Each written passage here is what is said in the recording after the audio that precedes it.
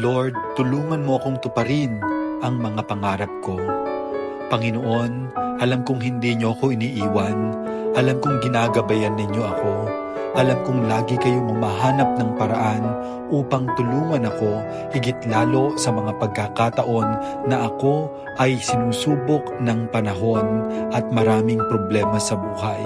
At alam ko rin, Panginoon, na tinutulungan mo ako upang matupad ang pangarap ko sa buhay, ang pangarap ko sa aking sarili, at higit sa lahat, ang pangarap ko sa aking pamilya.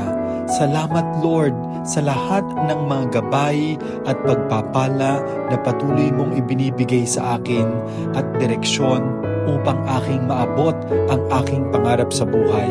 Alam ko na hindi mo ako pinababayaan. Alam ko na lagi mo akong ginagabayan.